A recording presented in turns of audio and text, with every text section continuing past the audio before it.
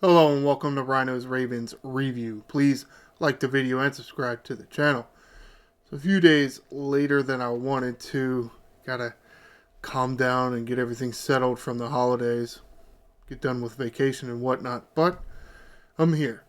Recorded the game, so make sure I could keep what happened in my mind. Because sometimes you watch a game and then like three days later, like, oh, what happened?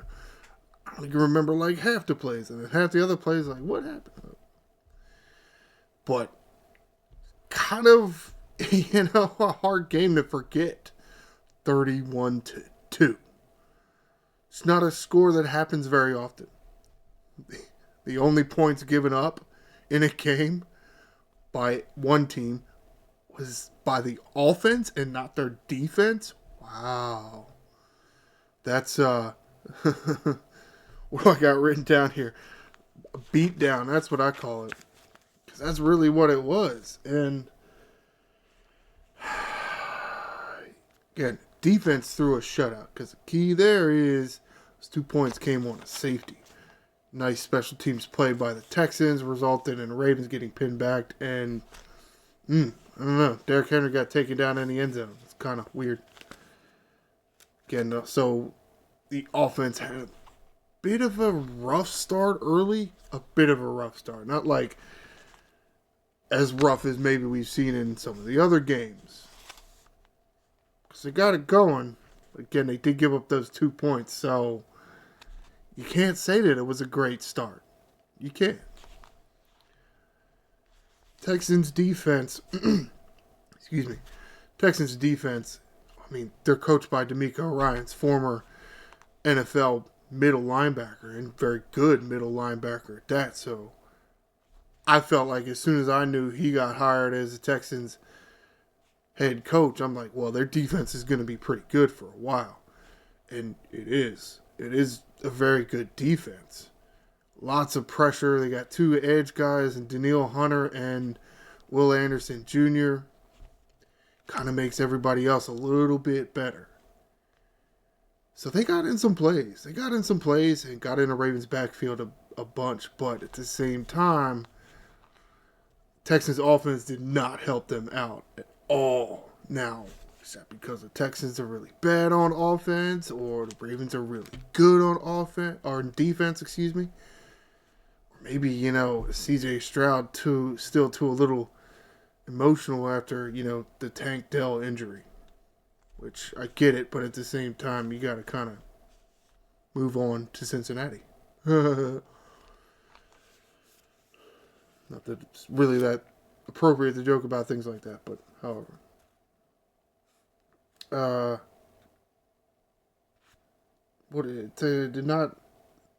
Texans defense didn't look that bad at times. Oh, I'm reading my notes here. I'm like, where the hell am I going with this? Oh, yeah. On one, Derrick Henry's touchdown run.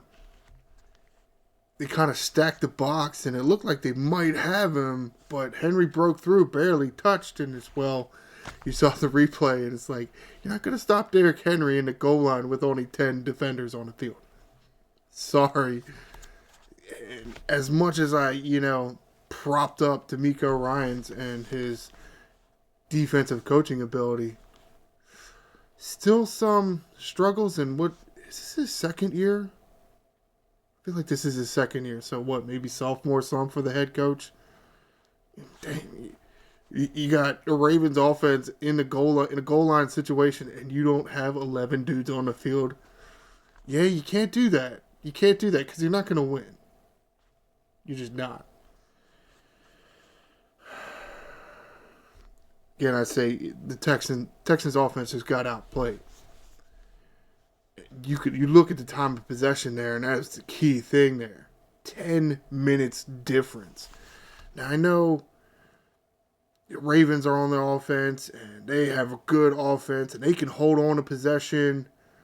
So is that what it was? Or, Ravens defense really good, Texans offense really bad? A little bit of column A, column B, and column C. It's almost a perfect storm, really.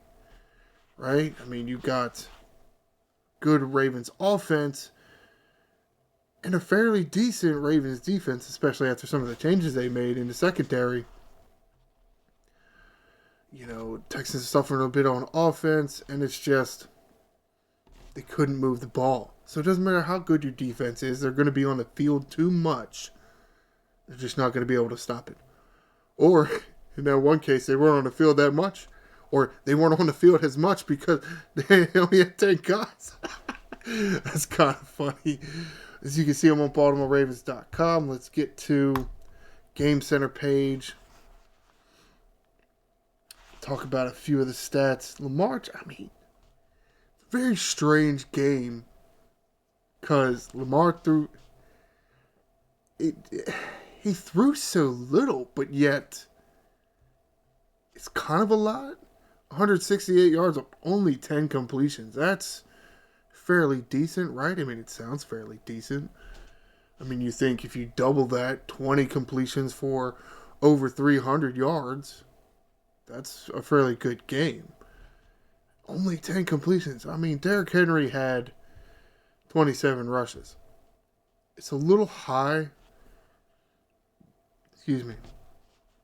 I would have preferred a little less. Now, had Justice Hill been available, he might have gotten less. Excuse me again. And at the same time, he was doing very well. So, kind of going to keep giving him the ball because, 147 rushing yards, 27 attempts. That's a good day for running backs in the NFL nowadays. Because it's so much of a passing league. But, not if you're the Ravens offense. A lot of rushes. And Lamar only ran 4 times for 87. That's crazy. So, yeah, that happens later in the game. A running back like a Derrick Henry. And even, when the option play later in the game, Lamar Jackson, when that defense starts to get worn down, guys like a Derrick Henry are going to feast. I'm a little concerned about the completion to attempt ratio here. It's only 2/3. 2/3 isn't that great. I feel like that's 66%. I feel like 70% or higher, it should be considered good in the NFL nowadays. 2/3 really shouldn't be. Just because if you want to move so much to a high passing game that the NFL wants, as much as you're paying your quarterbacks, I kind of expect a better completion percentage. Though, this is still big here, right? You don't turn the ball over, that's going to help a lot. Andrews with the 2 catches, 68 yards. He had one. He broke a tackle and then he got down the field, and I don't know, old age or what, or youngness of Texans defense able to run him down, or he could have had another touchdown, but it is what it is, right? A few guys on here that you don't usually see. Keaton Mitchell. Again, Keaton Mitchell got a lot of play in this game. He's the most he's gotten in a game this year. What is his name? I just said his name and I forgot his name. Justice Hill. Justice Hill not available, so there's your number 2 running back on the depth chart out. Rasheen Ali actually looked like he came in this game as the number 2 running back, but he got 1 carry and then he kind of had to go under injury protocol there. Didn't see him for the rest of the game. So with Ali out, Keaton Mitchell, got to see Keaton Mitchell a little more. Kind of picking up where he left off. I feel like the running, maybe not as much in that game, though. I feel like by the time Keaton Mitchell was getting a lot of his runs, it was a little bit towards the end of the game. And, Baltimore Ravens trying to run that clock out against the Houston Texans. Excuse me there. So you're almost telegraphing that it's going to be a run. So he trying to run with 8 dudes in the box. Or even 9 dudes. Not going to go as well. But here's a pass here on a screen type play. So 1 catch for 28 yards. That's that's what we usually, or not even usually, because, we only saw him last year. But that's what we had gotten accustomed to seeing from Keaton Mitchell last year for those few games. Nice burst of speed. You don't usually see maybe running back screens with 28 yards, maybe 10, 15. Had the speed to get out there. So it would appear that he's not too hampered by that knee injury. Now, he's still young, so he's still got a lot to learn. And honestly, probably grow into his man body because he's still relatively young. Yeah, he's kind of like a kid. I feel like, there's not too much. What's the word I'm trying to say here? I don't think it's going to affect too much of his career. Because sometimes you get injured, especially like, say, a lower body injury, and you're kind of hampered to a certain extent. Like, I want to say Marlon Humphrey. I feel like he was faster, a lot faster in his youth. But then he had that ACL, and I feel like he slowed down a bit. Maybe because Keaton Mitchell a little younger when he had that knee. Almost a little horrific. Watching the knee kind of fold back the wrong way. Like, ugh. But I feel like he's about where he was. So, which is somewhat good news. You don't really like how we had to watch it happen, right? Because Justice Hill out and Rasheen Ali not available either there. So, hopefully those guys will be able to get back at some point. Because Justice Hill was very useful, more of an all-purpose back, and got a lot of use out of him. So definitely want to see him in the future. Let's take a look at NFL.com. Take a look at some of the stats here. Derrick Henry averaging 5 yards a rush. Lamar Jackson averaged 20. Wow. He did have that one play where it was read option like play on, and he did a keeper, and he ran out to the right. Everybody's crashing in on Henry, and he just outruns everybody. It was reassuring, maybe refreshing to see Lamar able to turn the Jets on, because I feel like over the past few years he's taken a few more hits. He's had that knee issue. We've maybe seen a couple games where he hasn't taken off, and you wonder, is this hurt? Is his knee acting up on him again? Did he roll an ankle? Does he have the speed still? Well, it would appear, based on what we saw, at least on that one play, he still got the speed. Now, maybe does he have some quickness, the change of direction that he maybe had 4 or 5 years ago? Maybe that slowed a little bit, but it does look like the speed is still there, which is good. Keaton Mitchell, he didn't have, like I said, he didn't have the greatest game, because I feel like when he was getting a lot of his carries, everybody knew they were running. So 1.8 a carry, not great. Mark Andrews only got thrown the ball twice. Weird to see just so little passing. Zay Flowers had 5 targets. Lamar missed him 3 times. Not great, but it's fine. Derrick Henry caught a few balls. Anthony Miller, he caught that ball, and he's wearing number 6, and I'm like, who the hell is that? I didn't know who he was. I didn't know he was on the team. I guess because Aguilar still down with that concussion. It's nice to see Bateman in there. Deontay Johnson, let go. Of course, they brought in Sims, and I don't think Sims ready for the passing game. They actually did use Sims as a punt returner. I feel like he did okay. I feel like the Texans were coming after him. It really did look like that. They were being relatively vicious in going after a punt returner. I don't know, bad blood or what, or... But, at least he didn't put the ball on the ground, right? That's a plus. Did see Devontae Walker in here. Got a few passes thrown his way, not able to reel any of them in. I feel like there was the pass at the end thrown by Josh Johnson. It was a nice throw. It was there at Devontae Walker's hands. It's just, excuse me, it did look like he could catch it. The defender was right there to, as soon as he got his fingertips on it, just smash right on the arm. So not able to reel it in. A little disappointing because then you had to kick the ball back to the Texans, but it's whatever.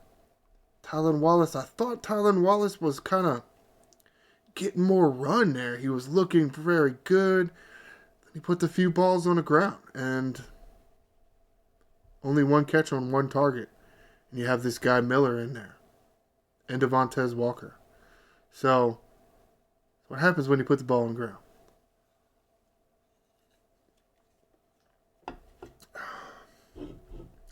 Speaking of putting balls on the ground, continuing down our list here, you get the fumbles. One forced fumble by Marlon Humphrey, though. He punched the ball out and it rolled out of bounds. So, yeah, technically it's a forced fumble. Ravens not able to get on top of it. A few passes defense. Bam, right here. Interception, Kyle Hamilton. Nice. Took several games, but maybe feeling a little better in the interception department after that Browns game. Really would have liked him to, get one under his belt sooner, but or maybe he did. I don't remember, but not as many turnovers as you would have liked. But let's continue talking about the defense. It's definitely the best defensive game I think I've seen all year out of this team. Really was. Now, taking a look at some of the pressure numbers here, the sacks, one by Roquan, one by Van Noy, one by Chris Board. Really went in there untouched, which is kind of odd. One by Matabike. Owe got himself one. Did see David Ajabo in there, at least playing anyway. Not able to do a whole lot. He didn't even make this list, did he? He didn't even make a tackle, but he was in the game. So there's that. It's a lot of pressure, but which is good. You want to get a quarterback off his spot. It's just what I don't like about it. You see some of the names here. Roquan Smith, Kyle Van Noy, yeah, more expected. He is more of a on-the-ball player. Chris Board, not really. He is more of an off-the-ball linebacker, though he will be up at the line of scrimmage occasionally. Maybe he split the time, right? Because he is like a linebacker. A run-stopping linebacker is really why he's in there now instead of Trenton Simpson. Trenton Simpson had more speed, so they're kind of trying to use him, but it's like he doesn't have the power to bring down some of these running backs or, man up on some of these offensive linemen when they're trying to throw some blocks for their running backs. Matabike, yeah, he's got his hand in the third away as well. I just don't like that the pressure does come from all over, and that's how they do it, right? I do understand the logic in having quality over quantity from the pass rushing department, because then an offense can't slide their protection towards one guy. But at the same time, when you look at the schedule, you're looking at, they got to play Max Crosby. They got to play Myles Garrett twice. They got to play TJ Watt twice. They got to play Trey Hendrickson twice. Then they got Micah Parsons on the list. And it's like, why do we not have that guy that it's like, we're playing the Ravens. We got to stop this guy. Now, maybe it's a Matabike or maybe it's a Van Noy.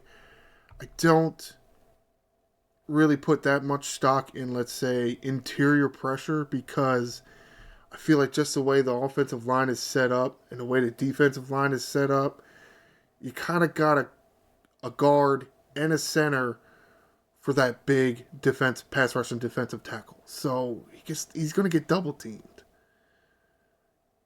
And because it's interior, he doesn't have, let's say, the range of motion to get to a quarterback.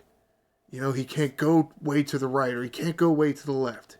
He kind of has to go up the middle because there's dudes on either side of him. So I feel like the interior is a lot easier to block than, let's say, an exterior. And yes, Van Noy has played very good, but in football years, he's old. He's played really well for us. And he's played very well in his career, and he has a lot of playoff and big game experience, which you really want. I just feel like I want a younger guy, too. Like, I want Van Noy, and I want Manny BK, and I don't want that young guy that every team and every offense looks at and says, we got to block that guy. Maybe I'm just greedy. Probably. Of course, DeCasa and his, he'd never have too many defensive backs, which, to their credit, worked out very well for him this year, right? They hadn't been getting as many defensive backs as they have been, You got Wiggins on the outside. You got Stevens on the outside. You made a trade for Tre'Davious White. So you have like a 3-man rotation for your outside corners. So you really had, let's say, Hamilton playing a nickel role, and then you tried to have Marcus Williams and Eddie Jackson as your safeties. It kind of hurt you in pass coverage. But because you had gone out there and gotten so many defensive backs, well, now you got Marlon Humphrey that you kind of have, like, what do you do with Marlon Humphrey? Well, you make him take that nickel jack role. You move Kyle Hamilton back to strong safety since it didn't work out with Eddie Jackson. Excuse me. And our Darius Washington, who has been on his team for a few years, does kind of know the defensive scheme, can easily step into free safety because Marcus Williams, I don't know. Still don't know what happened to him, right? And it's worked out fantastically. I mean, you couldn't have asked for a better change or a better performance out of those 3 guys, right? That got moved around. Humphrey got moved around. Hamilton got moved around. Darius Washington got moved around. Holy shit, they're playing out of their minds. I mean, Humphrey's in the backfield at least, 4 or 5 times a game. Now, maybe he's getting blocked up, but he's there. And he's playing very well around the line of scrimmage, too. Like I said, the ball strip out, right? I mean, the ball punch out. Of course, Fruit Punch is one of his nicknames. And last game, him and Roquan smashing the running back on the line of scrimmage. He's playing very well. I kind of saw it because as far as corners go, Marlon Humphrey has always been a more physical corner. Always. And Hamilton with a pick here. Definitely been very well. I've heard that some of what they were having trouble with earlier in the season has been communication. You moving Kyle Hamilton back a little further has been able to help with the communication. Of course, if Marcus Williams was there playing up to his capability, maybe the communication would have been a problem. But Ardarius a little young in the tooth, I guess, to really be great at the calls back there. Of course, because then you know what, you probably don't need Hamilton, right? You could almost keep Hamilton close, but maybe Humphrey at that strong safety type role. Maybe. We'll see if they change it up a bit in the future. What do I have on notes here? Oh, I mentioned, yes, the Ravens defense did play very well. Now, did they get helped out by the offense a lot, as in the Ravens offense and Derrick Henry being able to run the ball a lot, control the clock, and then therefore not do what, say, the Texans offense did, make their defense be on the field too much? Was the defense relatively fresh in this game? Yeah. Defense played really good? Yeah. So, a little column A, a little column B there. Lots of pressure I mentioned. Blitzing a lot? Yeah. I still do want a premier pass rusher. Change in the coverage. What did I even? Coverage allows that which has... I don't know what I was trying to say there. Just saying that the changes in the coverage have worked out really well. But something I am critical of here is get Wiggins off the kick coverage team because he got blasted and had to come out a few plays. Look, because you got Wiggins on the outside, and I know you got depth like Tre'Davious White and Brandon Stevens over there, and you got somebody like Jalen Armour Davis that can step in. You don't want one of your really young, fast defensive back, your corner, an outside corner, to be on the kick coverage teams getting steamrolled by people and having to go in a concussion tent. Or maybe it wasn't the sideline reporter, I can't remember her name, said she saw the person with the red hat going there with him. That's the independent person. You don't want that? So I don't know why you would have, let's say, a starting corner on the kick coverage teams. It's a good way to get him injured. You don't want that. It's like all them years ago when Chris McAllister wanted to return punts, and I'm sitting there saying, don't do that. He's going to get injured, and then you know what? You don't have your best cornerback. And what happened? He got injured. Yeah, stop doing that. That's stupid. Excuse me. A few more notes about the offense, and we'll wrap this up here. Henry had a great game. Now, I can't say any more than that. I know his numbers look nice and all, but there's the two here. Okay? I could get on board with saying he had a monster game if this didn't happen. Now, yes, there was a very nice special teams play. First anyway. A very nice special teams play made first. Now at the same time, a little bit of luck involved, right? The ball bounces at like the 6-yard line. And Mr. Sims back there, newly acquired Mr. Sims, was like, he's going to let it roll into the end zone because you think it's bouncing at the 6. Like, what you want me to do with it? Fair catch it at the 6? What's the difference between fair catching it at the 6 and fair catching it at the, or in getting it at the 3? Well, the 3 yards could have made a difference there, at least here. But at the same time, you got to expect that ball's going to roll 6 yards. Because at the same time, you got to go find a defender and smash him. Of course, very lucky bounce. Because instead of the ball bouncing towards the end zone, it bounced back towards the line of scrimmage. And it's like, well, shit. But at the same time, I felt like when I saw the Ravens offense come out in their formation, I feel like the way I saw the Texans lined up, now, okay, they did have like 3 linemen on the right side of the formation, and really only the one on the left side of the formation, but you had a bunch of safeties and linebackers stacked up there on the left side. It looked like they were very poised to try to snake their way in around some blockers and get to Derrick Henry. It looked like they were poised to do that to me. Now, I understand why you wouldn't have wanted to run it to the right because you saw more beef over there. Well, Derrick Henry got beef. So, and I feel like if you're trying to get out of your own end zone when you're standing there in a shotgun or something, and it's a run, you got to get the ball as a running back, and you got to go straight. You got to pick the A gap or the B gap and go smash. He didn't do that. He kind of took a page out of Lamar Jackson's playbook, and it kind of bounced it out left, and he kind of got held up a little bit and tried to keep going out left, like he's trying to improvise like he's Lamar Jackson, and it just didn't work because, again, I saw those safeties and those linebackers kind of stacked up, like one at the line and then one a little bit back and then one a little. They were stacked right behind each other, like maybe a trip stack on offense, but except you did it on defense.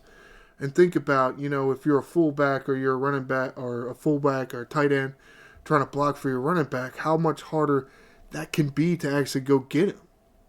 It's going to take a little longer to get your hands on him and get a block on him, and he's got a little bit more range of motion than you, and I feel like it was almost doomed from the start to me. But again, we're all sitting here, or me, really, sitting here with hindsight. And no, I know Brandon Hyde isn't coaching for the Ravens.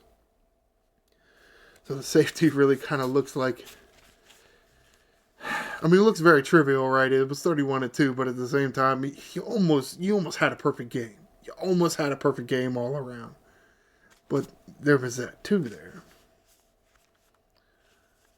Again, I think he tried the Lamar Jackson thing. Very disappointing. But I mean, other than that, a very damn near perfect game played by the Baltimore Ravens all the way around. Good snaps, good holds, good kicks from Justin Tucker in the field goal kicking unit. Mr. Sims, he didn't have a great day. He couldn't get that many yards. But again, I think the Texans were coming after him. But at least he didn't give up the football, right? You couldn't ask for a whole lot more. You're gonna lose some of those battles. Texans get paid too, even though it didn't look like it at times. All right, let's get out of here. So, see next here, Cleveland Browns coming up. Excuse me. So this is going to do it for this edition of Ryno's Ravens review. You see the schedule coming up here. Actually, as of now, the time actually has not been determined, to be determined on a time, but Ravens will be playing the Browns next week with a chance to win the division. So again, this is going to do it for this edition of Ryno's Ravens review. Please stay tuned for, well, I don't even know when is it? I don't even know. See, I don't know if they're going to play Saturday or if they're going to play Sunday. I feel like they're not going to play.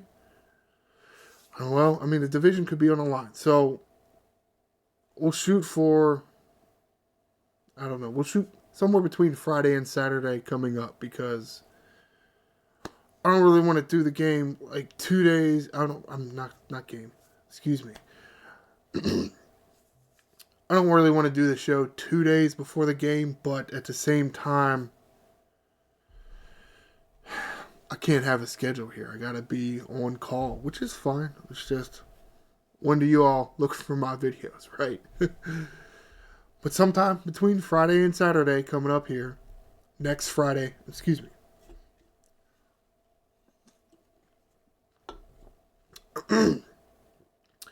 Somewhere between next Friday and Saturday, I will do my Ryno's Ravens preview and preview the game between the Cleveland Browns and Baltimore Ravens. Please like the video and subscribe to the channel. I am the Angry Ryno. Fly Ravens, fly.